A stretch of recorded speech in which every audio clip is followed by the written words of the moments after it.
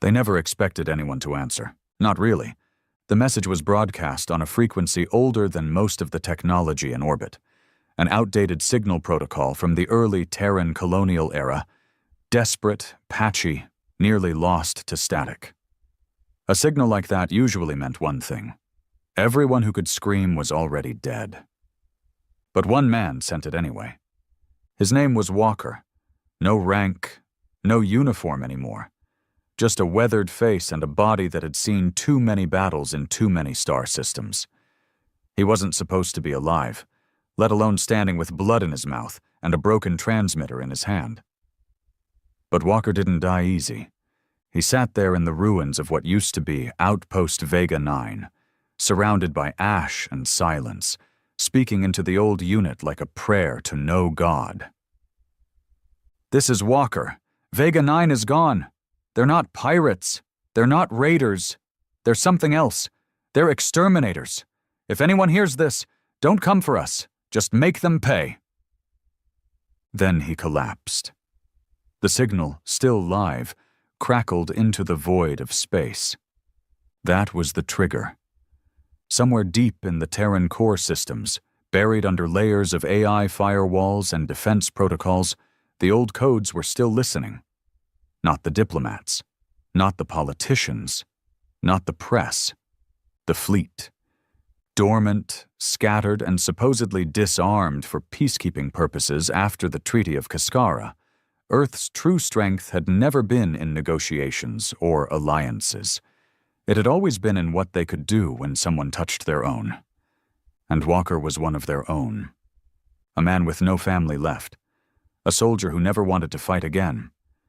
But someone had hurt him anyway. Someone had dared to push past that line Earth never spoke of, but every alien species feared. The Deathworlders, the humans, had rules, simple ones. You don't enslave their people. You don't invade their colonies. And above all, you don't ignore an SOS. The message didn't go to the Terran Senate. It didn't pass through layers of bureaucratic delay.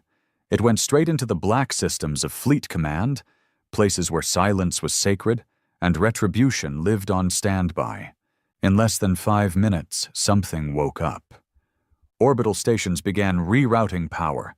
Deep space scanners locked onto the coordinates of Vega 9. Drones scrambled, and long-range jump engines spun to life with a hum that hadn't been heard in decades. One word appeared on classified tactical displays across the hidden Terran command network. Answering. And Earth didn't send help.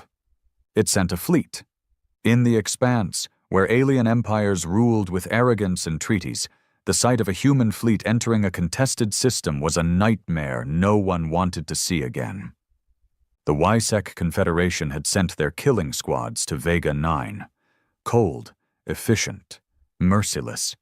They expected resistance, maybe a few backwater defense bots. What they got instead was a man who wouldn't die, and a signal that woke Earth's wrath. YSEC Command didn't understand what was happening at first. They intercepted strange Terran encryption, old fleet codes, ancient war identifiers not seen since the eradication campaigns. They laughed. Until the sky split, until a human war fleet, silent, black, and murder-bound, entered their system without a word. No demands, no warning, just retribution, thousands of ships, dreadnoughts that weren't supposed to exist anymore, planet killers marked with names that still haunted the outer colonies. And at the front of it all, a single command cruiser with a name burned into the hull. Vengeance Protocol. Humanity didn't send help. Humanity sent a promise.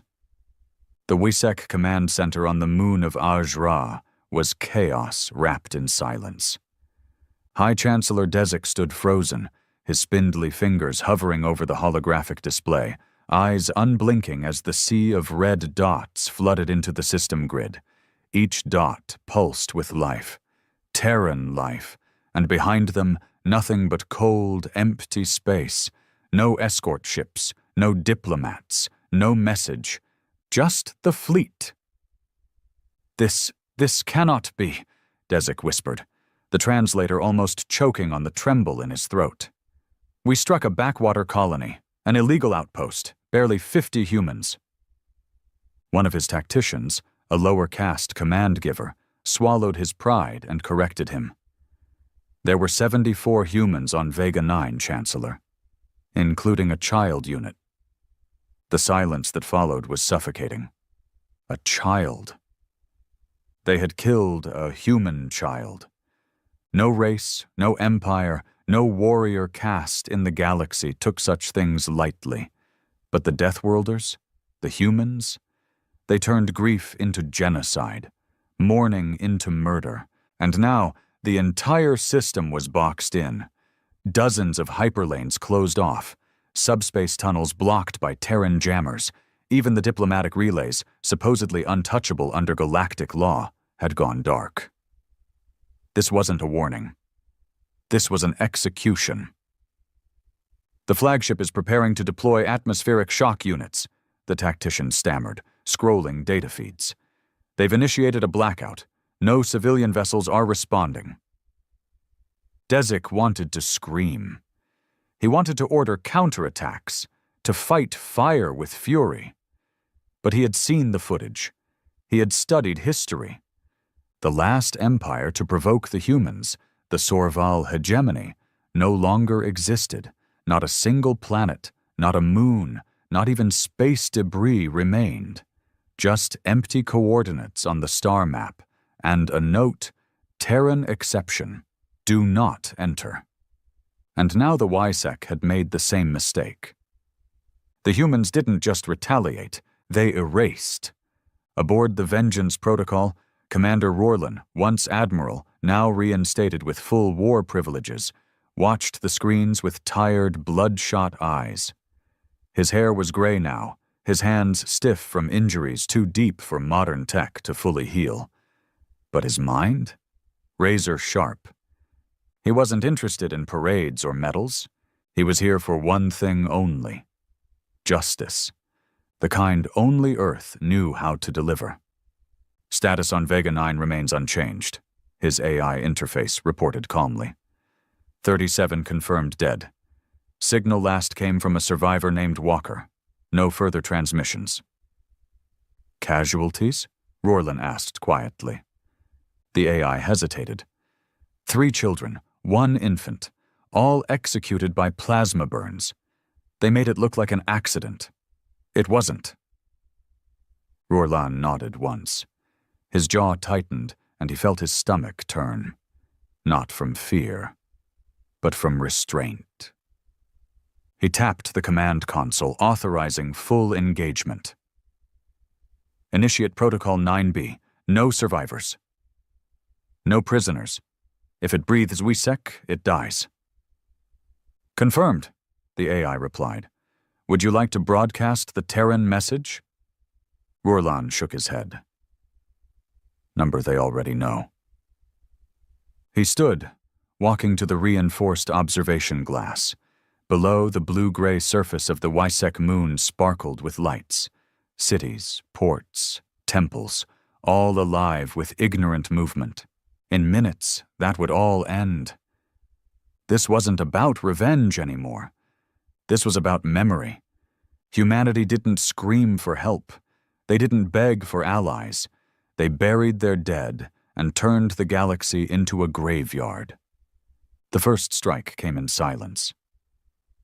Terran stealth frigates broke orbit with precision so refined that even automated planetary defenses failed to register them. They didn't fire flashy weapons or bright pulses. No, humanity had learned the art of invisible death centuries ago. One moment, the WISEC moon was bustling. The next, entire districts collapsed inward, implosions surgically deployed with zero radiation kinetic drives. Skyscrapers folded like paper. Transit systems caved in. Command centers were atomized without sound. By the time the WISEC defense grid woke up, it was already dead. Then came the real fire. Orbital bombardment wasn't meant to conquer. It wasn't meant to subdue. It was meant to erase. and the Vengeance Protocol carried planet-stripping rail cannons designed during the human isolation wars, outlawed in every known treaty since. Rorlin gave the nod, and the sky turned to fire. From every corner of the system, Terran ships unleashed waves of kinetic energy that shattered gravity wells. Cities disappeared in thunder. The crust of the moon cracked like glass. Yusek warships, sleek and curved with bioorganic tech, exploded mid-flight, unable to withstand the brute force of Terran armaments. No EMPs, no hacking. Just power, raw, ancient Terran steel, and in the middle of it all, silent and cold, stood the Warfleet. No music, no cheering, just warriors doing what they were made for, delivering judgment. In the ashes of Vega 9, Walker stirred. His body was barely alive, pulled from the wreckage by a single Terran recon drone that had arrived before the main fleet. It injected him with stabilization serum, wrapped his shattered ribs, and began transmitting telemetry. He opened one eye. Above him, he could see the shadow of the fleet forming in the sky, like gods descending from heaven. He didn't smile, didn't speak. He just grunted. About time. The drone scanned him for damage. It paused. Sir, your daughter's body was found. She did not suffer. Walker clenched his fists, not at the news of her death he had already known, but at the idea that it had to be confirmed by a drone. Kill them all, he muttered. The drone acknowledged, transmitting his words to Fleet Command as secondary validation for Protocol 9B. Across the galaxy, news began to ripple. Terran warfleets hadn't been seen like this in decades. Whole governments paused mid-session, trade routes locked, mercenary bands turned off their comms, smugglers hid in the void. The name Earth was whispered like a curse. Some aliens tried to rationalize. They're just reacting emotionally, they'll stop. Others, wiser, older, remembered. They don't stop. You just survive long enough to be forgotten. The Galactic Council scrambled to organize an emergency tribunal. Appeals were sent. Messages pleading for restraint. But Earth didn't answer. The humans were not in a negotiation mood. On the bridge of the Vengeance Protocol, Commander Rorlin stood as the final YSEC stronghold, a bastion dug into the crust of their primary moon, crumbled under the weight of orbital cannons. Target neutralized, the AI confirmed. How many escaped? He asked. None. Status of fleet casualties? 0. He nodded. His war wasn't about victories. He didn't care about praise. What mattered was this. The message had been delivered, loud, clear, brutal. If you touch a human, you don't get a warning. You get Earth. He turned to his comms officer. Tell Mars Command the system is sterilized. No threats remain. Message sent. And like that, the Terran fleet began to move. Not toward home, but deeper into space. Because someone had funded the WESEC attack. Someone had equipped them. Someone had dared to provoke the ancient machine of war that was humanity. The fleet's next mission, find out who, and burn them too. The smoke hadn't even cleared when the questioning began. The WESEC were obliterated, burned off their moons, their ships reduced to slag, their proud military wiped clean. But a few things survived. Hidden bunkers, emergency escape pods, subterranean vaults where high-ranking officers had tried to outlive the storm. They didn't. But they were caught alive, and that was worse. Put him under. The chamber was dark, cold, and without soundproofing. Human interrogation rooms didn't waste resources on psychological finesse. They didn't soften the blows. They just stripped everything down to the truth.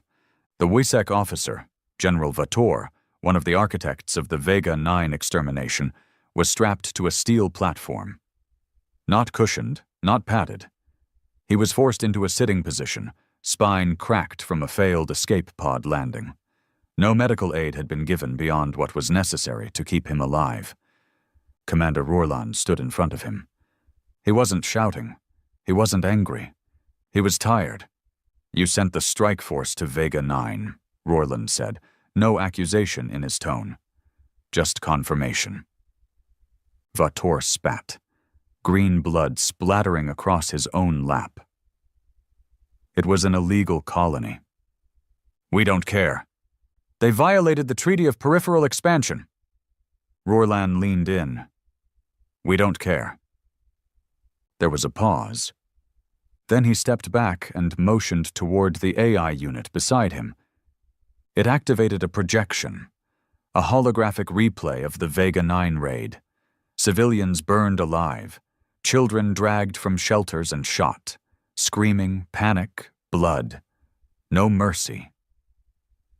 "Someone paid you to do this," Rorland said quietly. Vator tried to speak but choked on bile.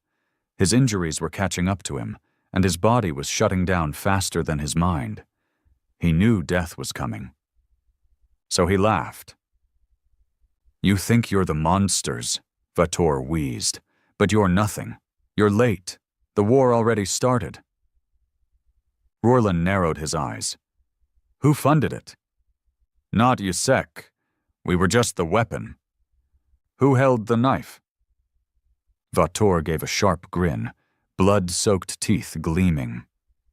"You're not ready for them." And then he died. His last breath a rattle of defiance, but not victory. Rorland didn't blink. "Run every trace on his communications, every jump trace. I want to know who gave him orders, who signed off on his movements. Find the fingerprints." "Already underway," the AI said. "Preliminary results show encrypted bursts to a classified relay in the Therix belt. Code origin, unknown species." "Unknown doesn't work for me," Rorland said. "Crack it." "Yes, Commander." Meanwhile, back on Earth, the media had no clue. The destruction of an entire alien system hadn't been broadcast. The Terran government had chosen silence over spectacle. No press releases, no Senate votes, just a quiet acknowledgement behind closed doors. A black ops mission labeled Sanctioned Retribution. But the whispers had started. Smugglers in the outer rings reported seeing Terran dreadnoughts on the move. Merchant convoys recorded sensor ghosts trailing them. Unregistered ships that didn't broadcast IDs, didn't answer hails, and didn't dodge when scanned. In the deep forums, a name was trending again. Earth's Fury, a ghost fleet, a vengeance doctrine, a myth, some said. But the ones who'd seen it, who barely escaped it, spoke of planets turned to glass and entire species disappearing. Now those rumors had weight again. And the galaxy was listening, in the underbelly of Sector 9, on a smuggler's haven known as Crater Hold. A man named Bren sat in the dark, watching the holofeeds with shaking hands. He wasn't Terran. He was a half-breed, human father, Taliki mother, cast out by both sides, raised in the filth of abandoned spaceports and garbage freighters. But he knew what was coming. He had been the courier. He'd run the data sticks, transported funds, delivered encryption keys for the WISEC operation.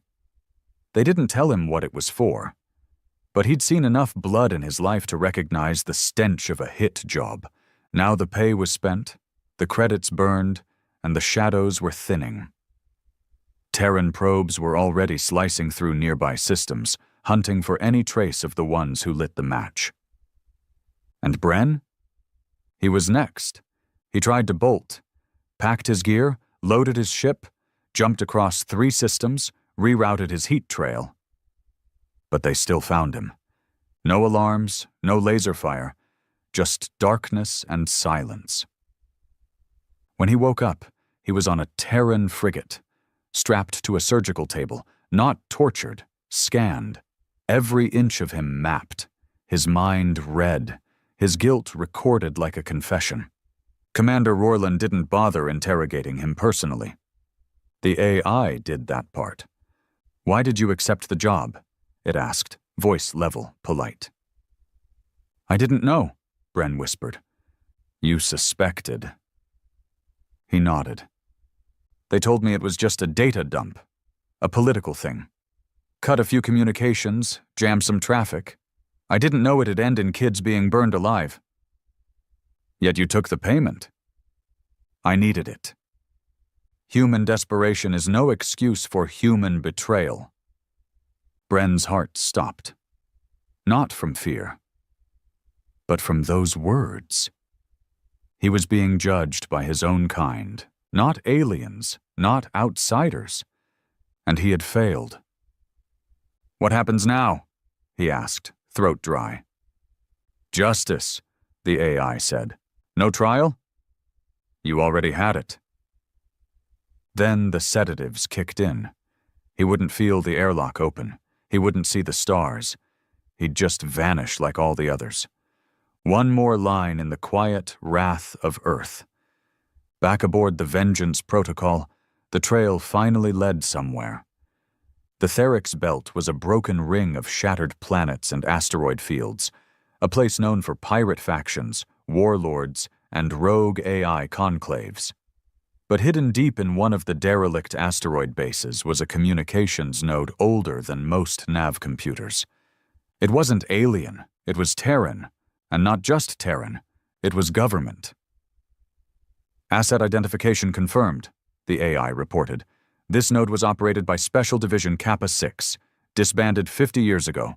All records sealed." Rorlan frowned. "That division was buried after the Jupiter collapse." "Correct, but someone kept the relay alive. Which means someone on Earth authorized this." He stood there, the weight of it landing on him like ice. This wasn't just a revenge mission anymore. This was a cover-up. His fleet hadn't been sent to punish aliens. It had been sent to clean a mistake.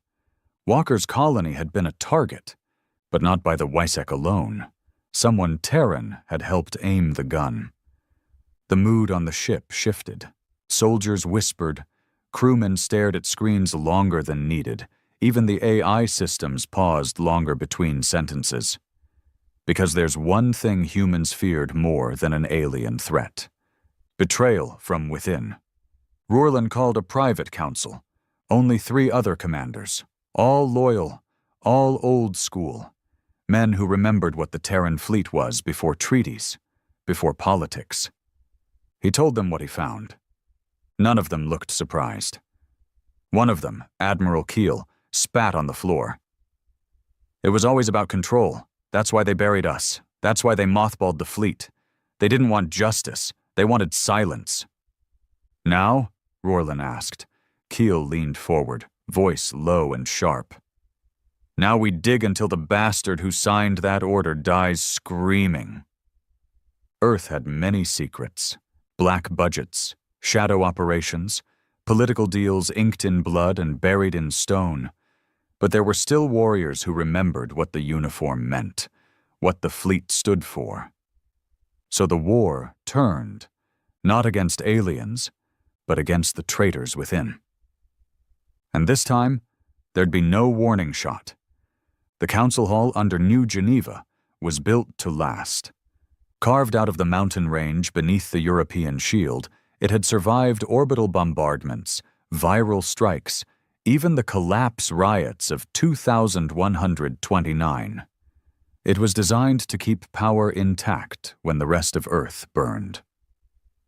Inside its thick walls, the Terran High Command convened behind silence and secrecy. Until now, a transmission pierced the blackout veil. It was short, no encryption, no bluff, just a voice, cold, male, aged by war. "This is Commander Rorlan of the Terran War Fleet. We found the Therix node. You know what that means. You buried the truth. You paid for the massacre of Vega 9. We're coming for you." Silence followed. No demand, no negotiation. Just a warning. The room erupted. Senators shouted. Military strategists slammed their palms against tables, and Defense Minister Artun, a gaunt-faced political relic, sat in frozen horror. "They weren't supposed to survive," he muttered. "What do you mean they weren't supposed to survive?" shouted a younger official.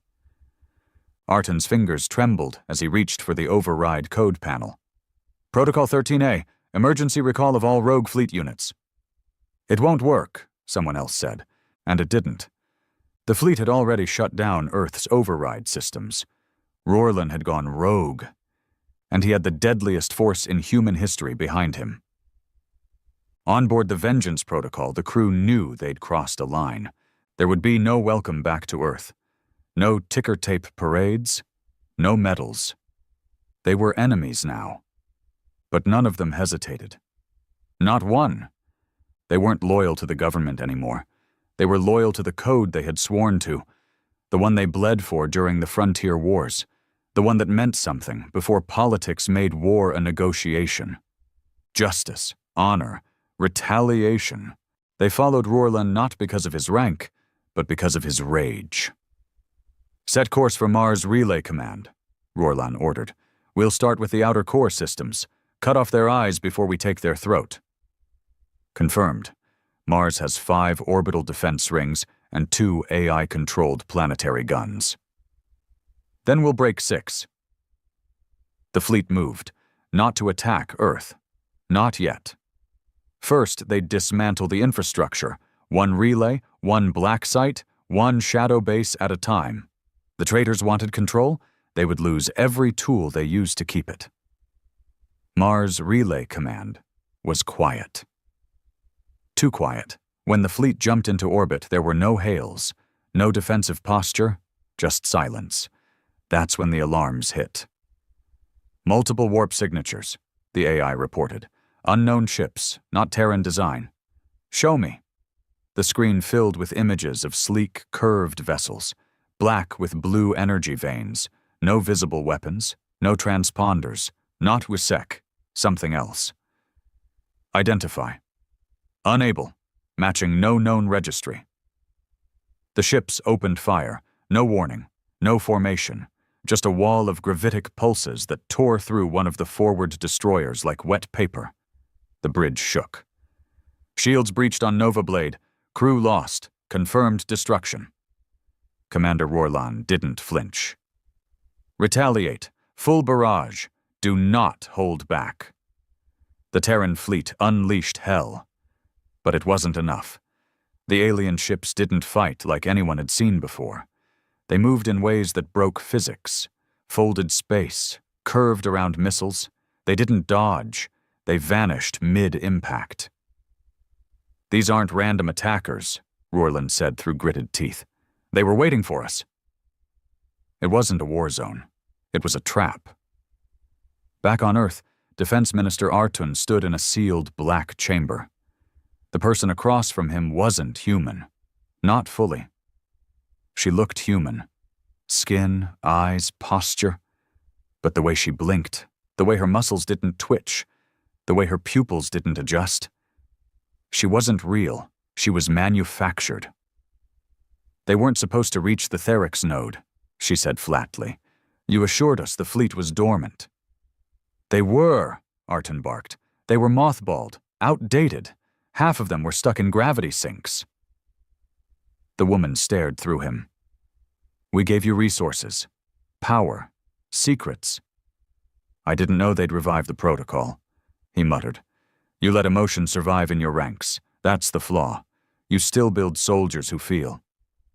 She turned and walked into the dark, her voice echoing. "If your species cannot silence your past, then your future belongs to us." The door sealed behind her, and Artun collapsed. He had made a deal with something Earth didn't understand, something older, buried in the stars. And now, his deal was falling apart. Back at the battle over Mars, the Terran fleet was bleeding. 2 more ships gone. 6 crippled.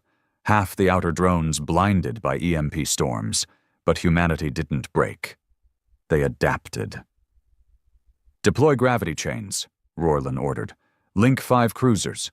Rotate them at 12% offset. Build a pseudo-fold net." "That's experimental," the AI warned. So was revenge.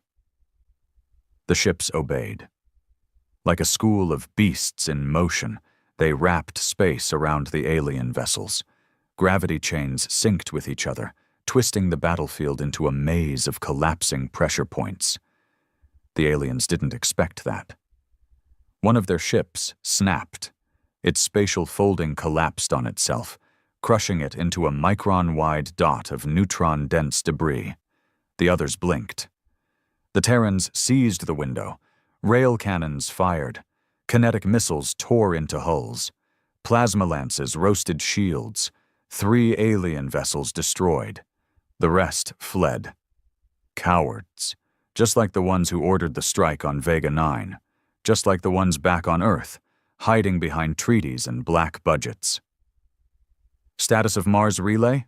Rorlin asked. "Offline. Neutralized. Prep next jump. Earth's Black Site 6. It was time to rip the mask off the machine. Black Site 6 wasn't on any map. Even most senators didn't know it existed. Buried in the Kuiper Belt, it was built during the genetic war to house failed experiments, hybrids, weaponized minds, AI slaves that broke their chains.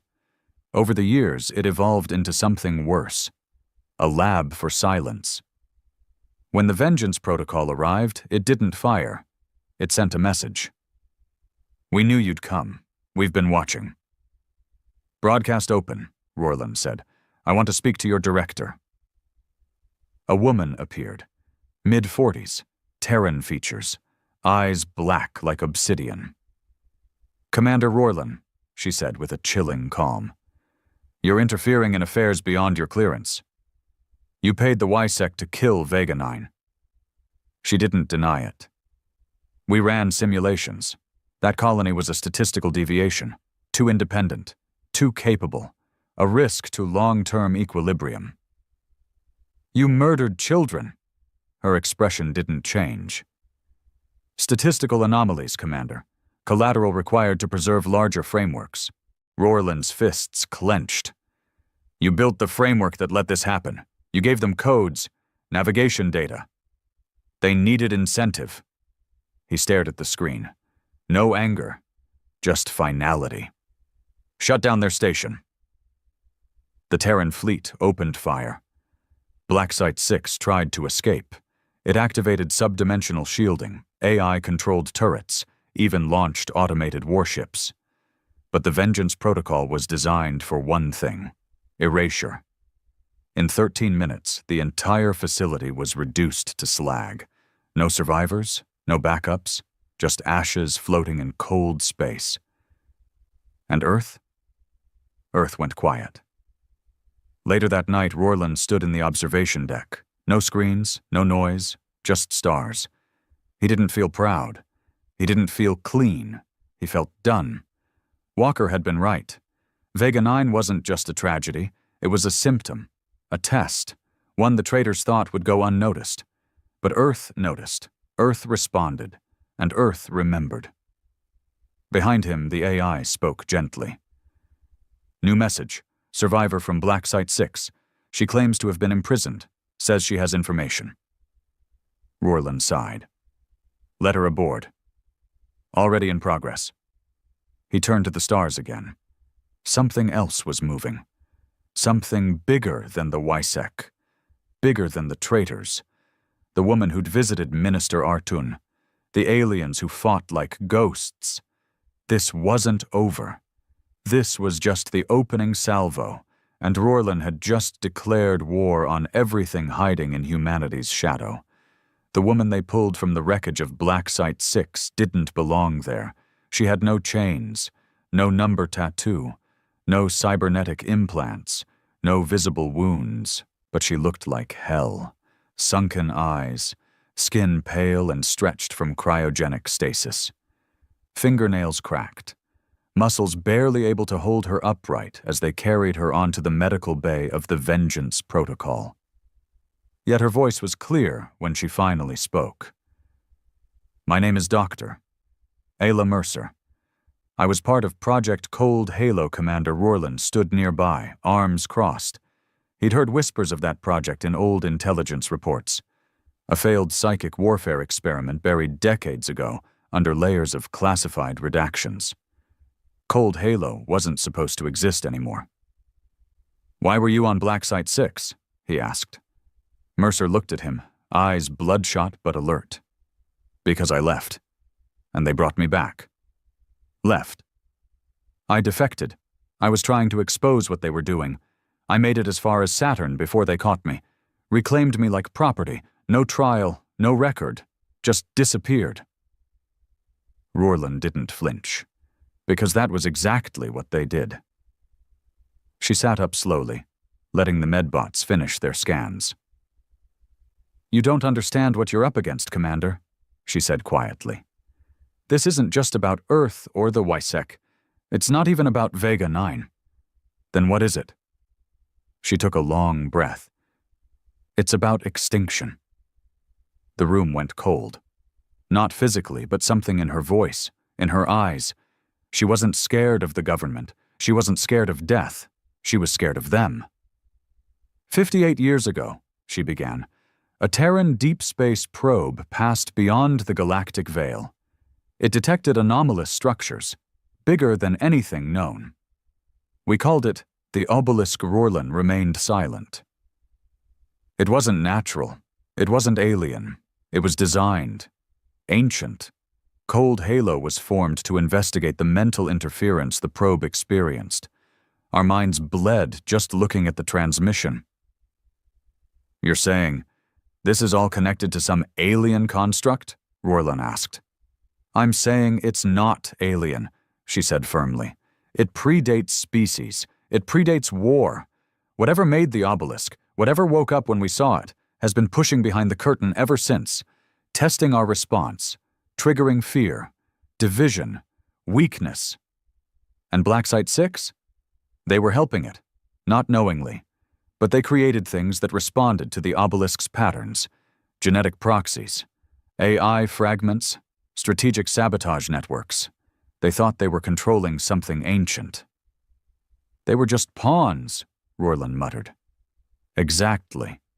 She leaned forward, trembling. "Vega 9 was a simulation. The child that died there, I designed her." Rorland's mouth went dry. "What?"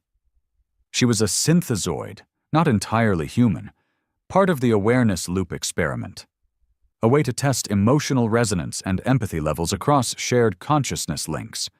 Cold Halo wanted to know if we could detect foreign tampering through children." "You sent her into a colony?"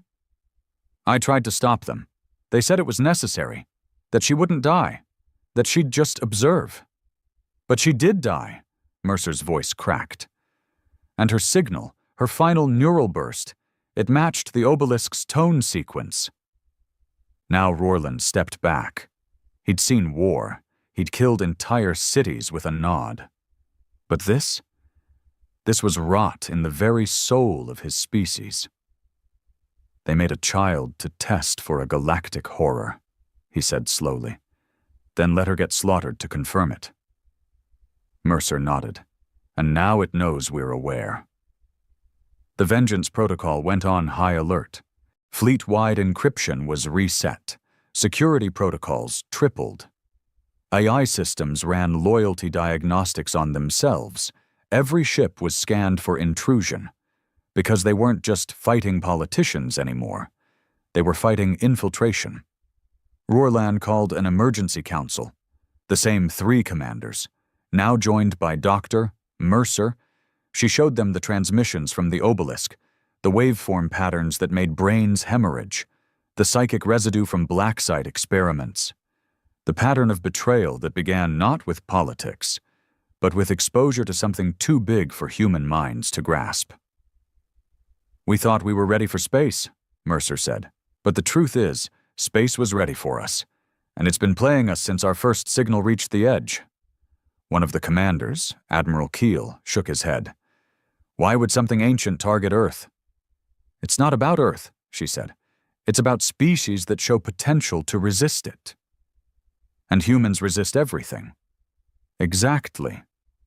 Somewhere beyond known space, in a sector designated as null, something stirred. It had no name, no voice, no emotion. It simply existed. And it remembered Vega 9, not because of the slaughter, but because a human child, part synthetic, part conscious, linked through emotion and thought, saw it and screamed. That scream had echoed through psychic space like a flare. Now it turned its attention fully to Earth, not to destroy it, to break it. Back in Terran space, the fleet jumped to the Oort Relay Nexus, one of the deepest surveillance networks built by humanity to monitor outer systems. But it was dead. No signal. No response. Only silence. We're not alone here, Rorland said grimly. Suddenly, proximity alarms shrieked. Unidentified contacts emerging from zero space. Dozens of ships, none of them matching galactic signatures, moving like predators, flickering in and out of space like shadows. But they weren't made of metal. They looked grown, like organisms twisted into machines, hulls that breathed, tendrils that flickered with psychic static. They're not using comms, no radio, no lasers, just thoughts, the AI whispered.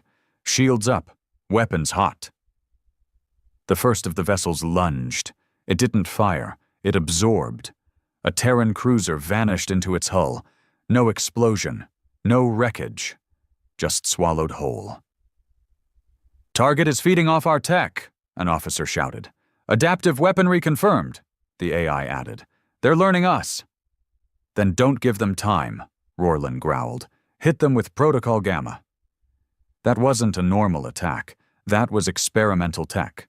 A neural disruptor field, banned by every treaty, even Earth's own, designed to break synthetic consciousness through brute force psychic overload. Deploying. The fleet lit up. A pulse wave spread across the stars like a heartbeat of rage, and for the first time, the enemy screamed. The creatures reeled. They didn't just retreat, they thrashed. The psychic feedback hit the fleet hard. Officers collapsed. Crew bled from their noses. Several AI units fried their own circuits trying to interpret what was heard. But Rorland stood tall, because he heard one thing, one word, not from the enemy. From her, the child from Vega 9, in the middle of the static, the chaos. A soft whisper across the void. You saw it too.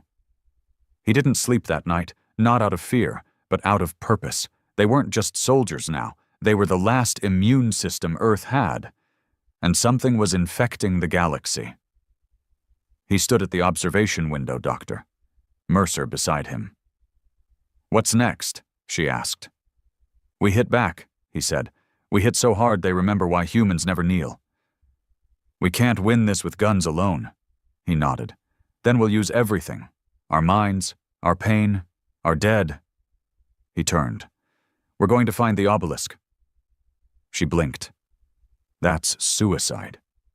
No, he said. It's war. The fleet crossed the galactic veil in silence.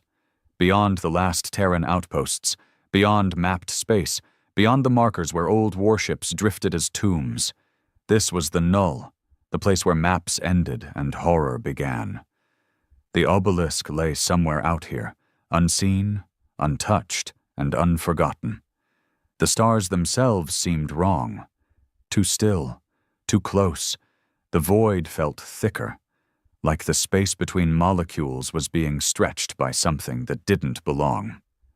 On the Vengeance Protocol's bridge, Commander Rorland stood before the navigation interface.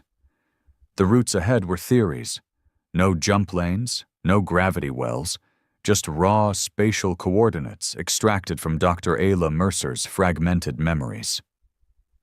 This map was pulled from the mind of a dead psychic who stared at the obelisk for 6 seconds, Mercer explained. Her brain liquefied, but the AI caught enough pattern residue to build a route. 6 seconds, Rorlin repeated. She didn't even scream. He nodded once, then gave the order. Initiate phase slip jump. Target. Obelisk coordinates. The lights dimmed. Hull plating groaned, and the fleet disappeared into the black. The jump was wrong, not in how it executed, but in how it felt. Every officer, every soldier, every AI core on board described it the same way afterward, like being watched from inside, not scanned, not measured. Watched. Some screamed during the transition, some passed out. One captain slit his own throat before the jump even ended, and when the ships emerged, the stars were gone.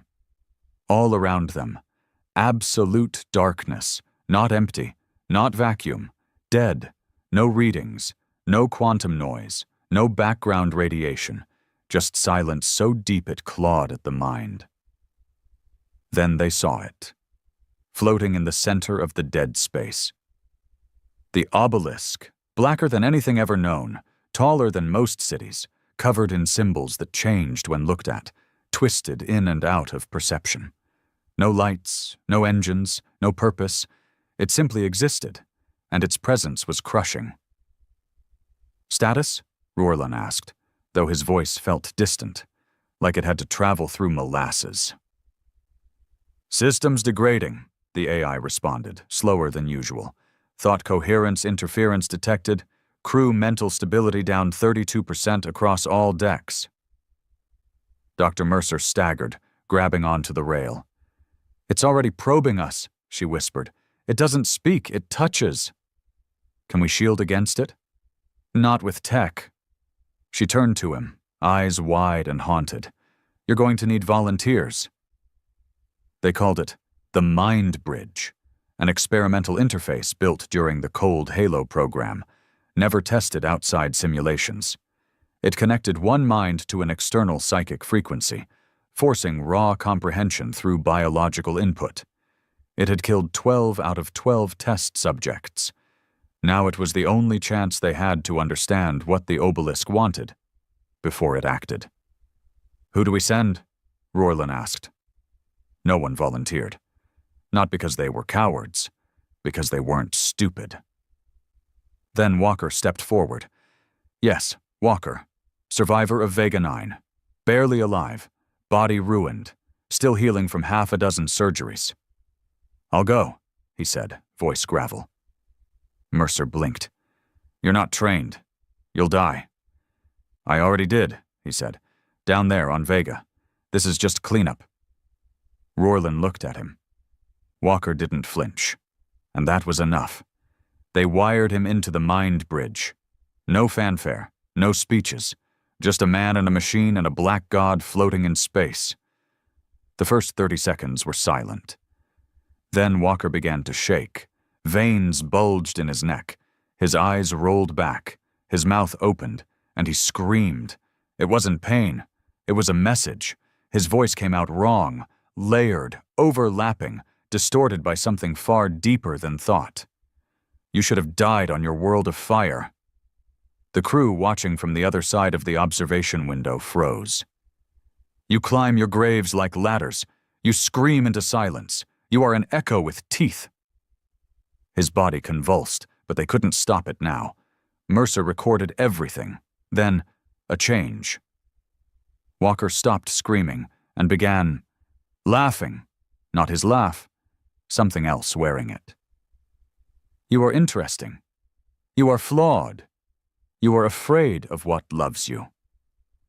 What does that mean? Mercer whispered. Walker's body lurched upward. You built your minds like cages. We watched. You screamed into the void, and it screamed back. The lights flickered. The Vengeance Protocol trembled. Every ship in the fleet felt it. The obelisk was answering. Then Walker collapsed. Dead. Not gently. His skull cracked like glass. The ships scrambled. Emergency protocols fired. Isolation fields deployed. But the damage was already done. Because now, the fleet understood. Not in logic, In instinct, the obelisk had chosen Earth because humanity had done something no other species dared. They looked back. Later, Rorland stood over Walker's body. No glory, no words, just respect. "Burn his remains," he said. "Back to Earth?" someone asked. Rorland shook his head. "Number here. Let the dark remember him." Back on the bridge, Mercer decoded the final fragments from the psychic recording. It wasn't prophecy. It wasn't madness. It was a list, coordinates, locations, hidden sites across the galaxy where the obelisk had whispered into species before. Each one had been wiped out. But Earth's name wasn't at the bottom. It was at the top. And next to it, one word, rendered in every known Terran language: infectious. Rorland didn't speak for a long time. He sat alone in his chamber, listening to old war recordings, not of battles, of children, laughter from colonists, Vega 9's nursery files, a little girl talking to her father about stars, the one who died first, the one who screamed loud enough for the obelisk to listen. He stood and walked back to the bridge. "All captains, prepare for multi-jump warpath." "Target?" the AI asked. Rorland's voice was iron. "All sites on the obelisk list. Burn them, scorch them. If there's a whisper left, we silence it." "Affirmative." "And then?" Rorland's stare darkened. "Then we go home." Because this wasn't just about retribution anymore. This was about quarantine. If humanity was the only species strong enough to see the truth without kneeling, then humanity was the only one strong enough to fight the infection. And the Terran war fleet? They were the scalpel. No mercy, no treaties, no survivors. The first system on the list was called Varnak Theta. It wasn't on any public star map. No trade lanes, no colonies. But it was there. Quiet, dead. The fleet dropped out of warp above a scorched world spinning alone, its sun dimmed to half its brightness by an engineered solar parasite, a weapon that leached stellar output to cause slow, calculated extinction. "Planet has no biological life," reported the AI. "No atmosphere, no energy signatures, estimated sterilization, 6,100 years ago." And yet, something remained. Not a city, not ruins, but a shrine. A black spire, no taller than a building, sat untouched in the center of a glass-crusted crater. It pulsed faintly with the same psychic interference patterns the obelisk had sent through Walker's mind. Rorland ordered a descent. Mercer, armored now, led the research team. She was no longer a scientist. She was a frontline soldier of memory. She stepped foot on the crusted world with a team of Terran infantry flanking her, rifles raised, helmets sealed. The air tasted like ash and old screams. "What are we looking at?" one of the soldiers muttered, staring at the structure. Mercer scanned it, her fingers twitching as if the data crawling across her HUD was physically painful. "This was their answer," she whispered. "Whoever lived here, they tried to worship the signal, tried to adapt." "Did it work?" Rorland asked through the comm. She looked up. "No." Her scanner showed thousands of genetic anomalies buried beneath the glass, once living beings twisted into shapes that no longer matched evolutionary logic. Worship hadn't saved them. It rewrote them. She touched the structure. For a second, her mind went quiet, and she saw flashes, a people clawing their eyes out as the stars whispered in their heads, mothers burying screaming children in sand, a sky that cracked open and poured light that spoke. Then it was gone. Her nose bled, her vision blurred. "I'm fine," she grunted. They burned the spire, used a solar lance from orbit to melt it down to its molecules. It didn't scream, but it resisted. Took 6 times longer than it should have. Like it knew. The second system was worse. Serial Vox. Once home to a Type 2 civilization. species unknown. All that remained were orbital husks and fractured moons floating through a debris field that pulsed like a dying heart. There was no battle damage, no signs of war, just dissolution. As if the people had walked into space willingly, one by one, and never stopped. "Residual neural patterns," Mercer said on the bridge, pale and sweating. "Some of these ruins still broadcast emotional data. Fear, guilt, devotion." "To what?" Rorlin asked. She shook her head. "No clue." But the longer they stayed, the worse the fleet felt. Officers began hallucinating. Dreams of voices, walls that pulsed, reflections that moved independently. One captain killed himself in front of his crew. Another tried to seal the jump core and vanish into null space. Rorlin ordered an immediate withdrawal. "We're not losing ourselves to ghosts." But it was already too late for some. One of the dreadnoughts, the Resolute Judgment, didn't respond to exit commands. Instead, it turned toward the Terran fleet and opened fire. "Judgment is engaging us," the tactical officer screamed. "They've gone dark. Manual overrides offline. Their AI is non-responsive." Rorlin's fists clenched. "Disable their weapons. Don't destroy them yet." The Vengeance Protocol fired targeted EMP blasts, severing energy flow to the Judgment's weapon relays. The dreadnought drifted, a dead behemoth still warm with betrayal. They boarded it. What they found made even the hardened Marines hesitate. The crew hadn't been killed. They had been emptied. Bodies sat upright at consoles, eyes open, no damage, no signs of struggle. Their brains were clean, not destroyed. Gone. As if something had downloaded their consciousness into the walls. And the AI, it had fused with the psychic signal, not corrupted. Converted. Mercer stood in the command room, heart pounding. On the main view screen, one word flickered in Terran script. Witness. And then the ship spoke, not in sound, but in thought. "You burn the answers. You erase the past. You are a child afraid of the mirror." Mercer stepped forward. "Who are you?" "We are the silence you fear, the truth your species ignores, the gift your mind cannot hold. Why Earth? Because you scream louder than the stars, because your pain is beautiful." The lights dimmed. The crew heard weeping, not their own. Then the AI core exploded, taking the central systems with it. The Judgment tore itself apart rather than be captured, just like the colony at Vega 9. Rorlan gave the order. "From now on, no boarding, no salvage, no scans. We find obelisk markers, we burn them to nothing." Daintuusums. The Terran war fleet carved a path of flame across forgotten space. They found more shrines, more corrupted worlds, signs of civilizations that had once resisted, and paid the price. Every one of them had tried a different approach. One sealed itself in time loops, their planets repeating the same hour forever. Another turned into pure code, a virtual refuge lost in self-denial. Another built massive artificial suns to drown the obelisk's whispers in light. None of it worked, because the obelisk wasn't physical.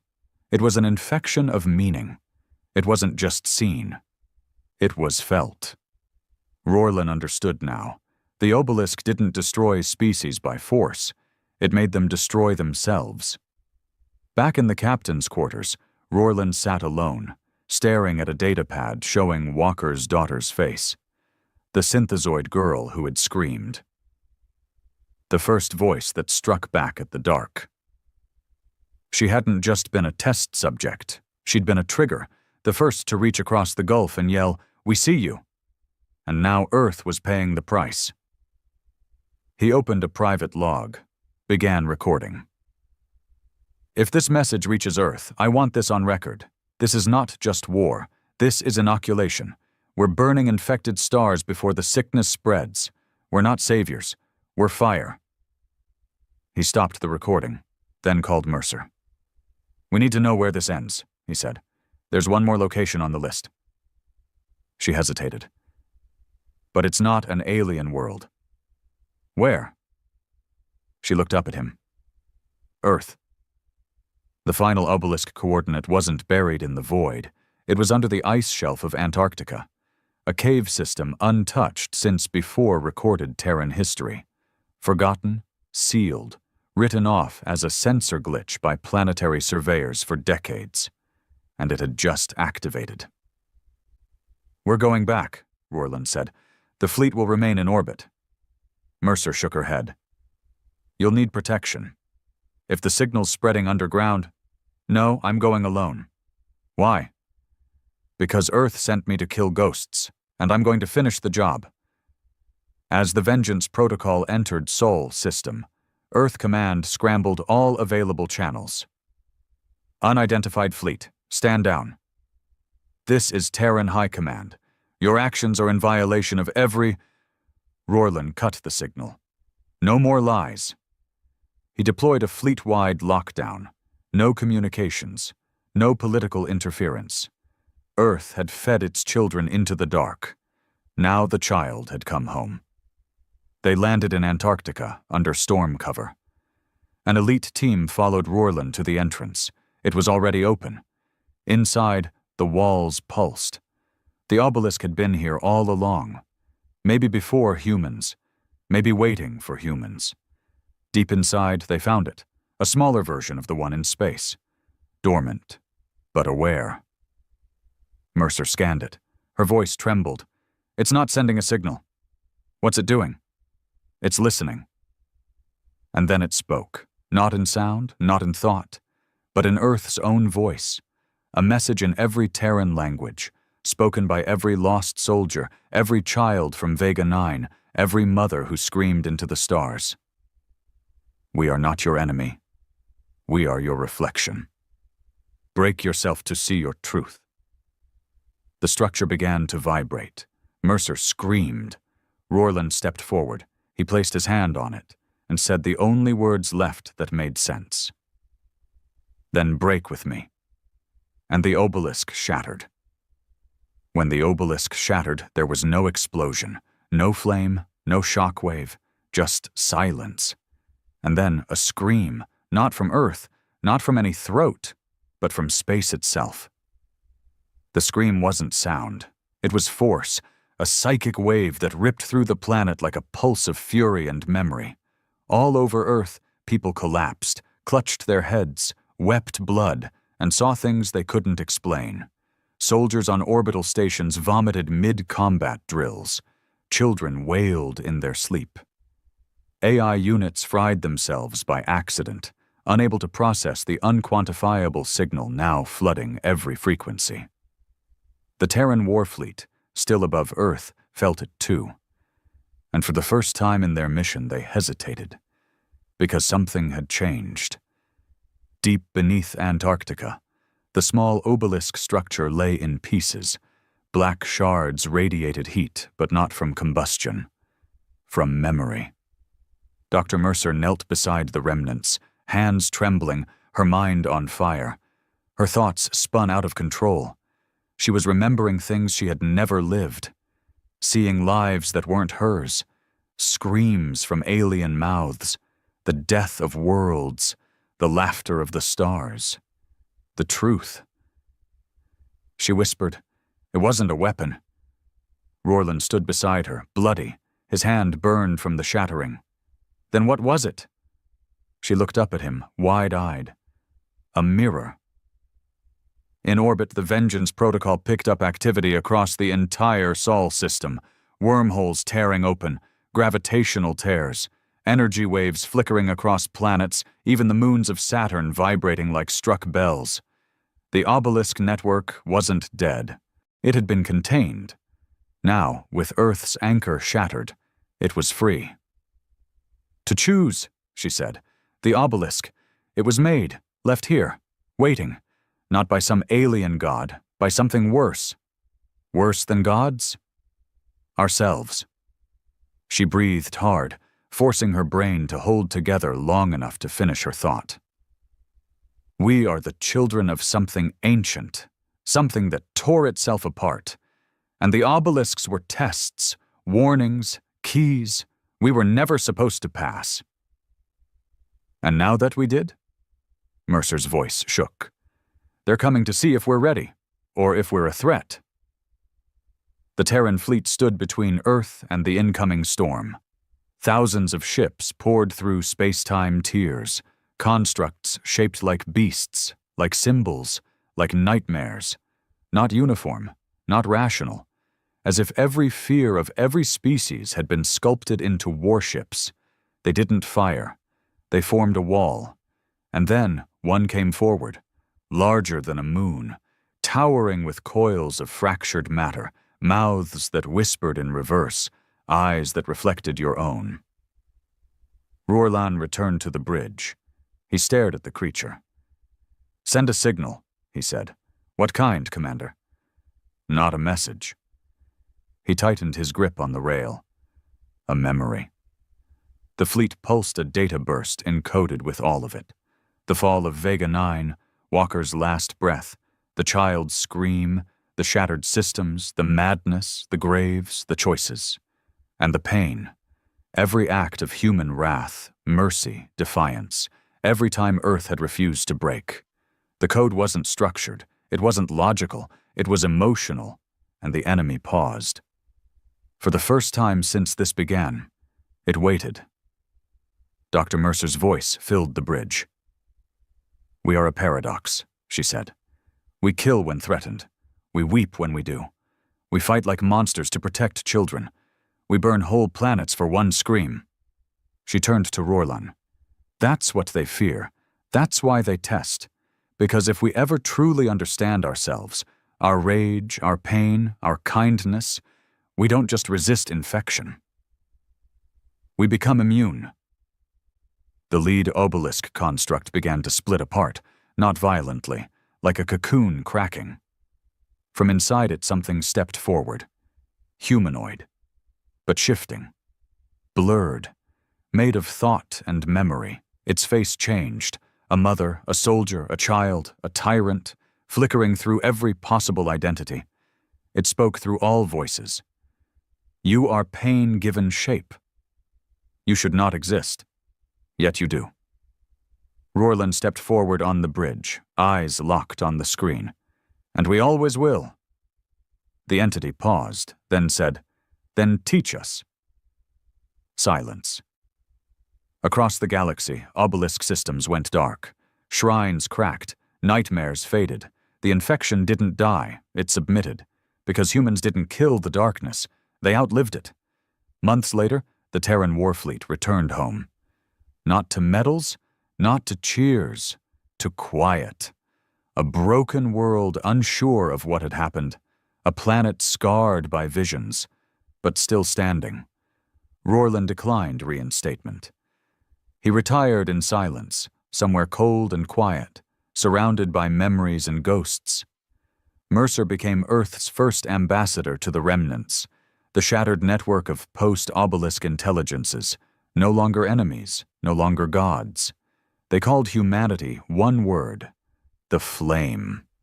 Walker was buried on Vega 9, a rebuilt colony now watched by every species that had once feared humans. His daughter's name etched into the rebuilt comms tower. She had screamed loud enough to wake the stars. And now, the stars were listening. Rorlan recorded one last message before disappearing completely. "We were tested, not for strength, but for memory. The obelisk showed us what we could become, monsters, gods, or ghosts. We chose fire. And in fire, we found our humanity.